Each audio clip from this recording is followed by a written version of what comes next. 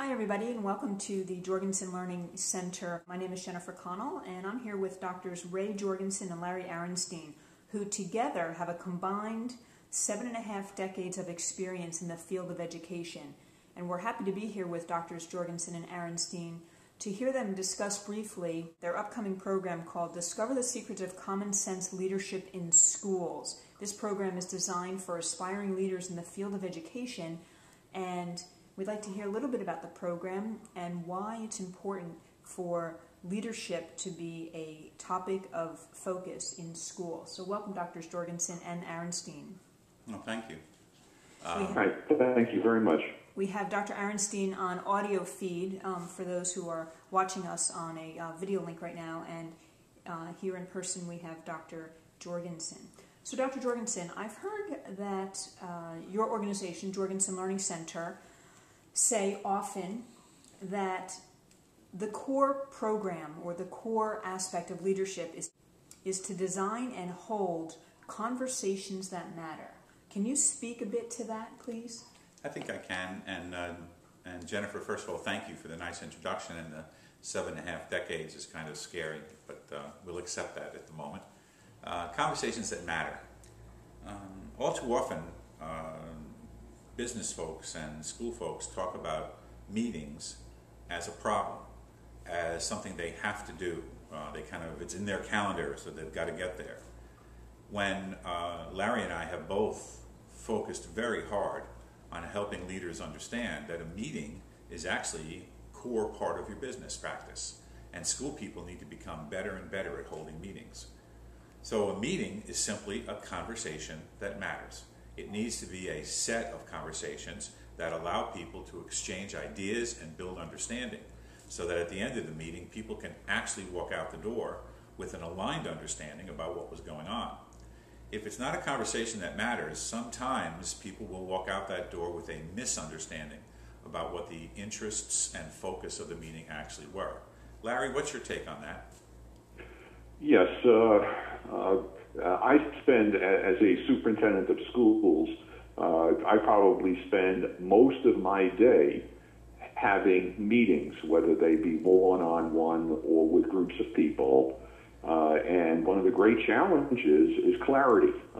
It is for me to understand clearly what's being said and for people to understand me as well. That there needs to be common understanding, there needs to be clarity. So we're in total agreement. Yeah, that really is an edge for us, I think, that common understanding piece. And very often when I work in private sector, they have exactly the same issue. They are very much trying to get the people that they work with to commonly understand what people are after. So this is almost at some level the holy grail of American business leadership and American school leadership. Excellent. Your responses remind me of a colleague who has been to one of your programs and suggested that the principles that you convey really help leaders understand how to have difficult conversations. So I would imagine that it would be so powerful to use the principles that you've just highlighted in difficult conversations, and how using them in such a deliberate way will help to create the alignment that you both spoke of in those that you lead. Well, that's a really good one for me to chat about. When I was in a leadership position in a school, and in my early years, there were people that did things that just surprised me and probably stunned me. And a lot of times, I didn't even know how to begin to have a conversation with them, because I'm like, what was that?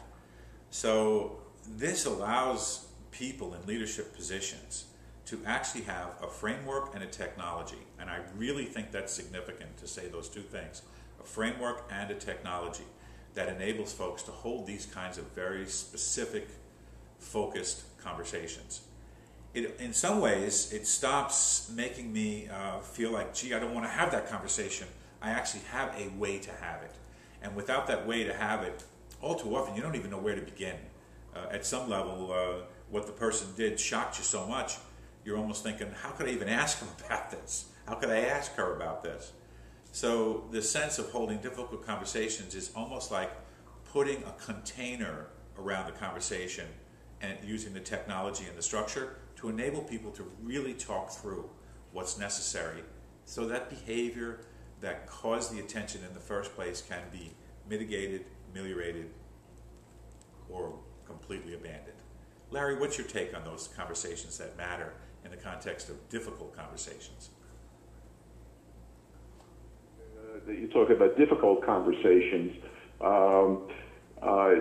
Oftentimes, there are easy conversations, and there's confusion that may come out of an easy conversation, and misunderstanding and mistrust. For my framework, all conversations need to have a framework. Oftentimes, I find myself going back to difficult conversations, having difficult conversations with parents or even with students. And I find that these principles that you have developed are extremely useful, and I find myself falling back and applying those principles not only with professional conversations, but as I say, with students, with parents, with all members of the school community. Very, very valuable frameworks. I love that, Larry. It's almost like what you thought was going to be an easy conversation sometimes could turn into a difficult one. So the sense of the casual nature of conversation for us as leaders is, at some level, is almost non-existent. You get yourself in trouble if you enter a casual conversation and all of a sudden something is said that is really important or surprising, and that could be by a student, a parent, a teacher, an assistant principal, a principal, who knows. But all of a sudden it's no longer a casual conversation. That's really good. So being mindful, yeah, exactly. Yeah, of moving that forward.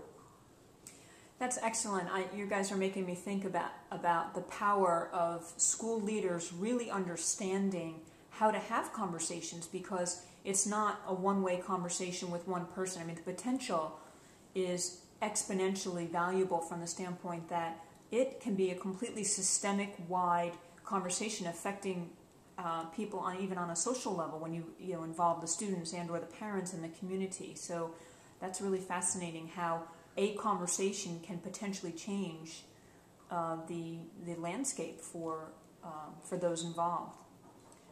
Excellent.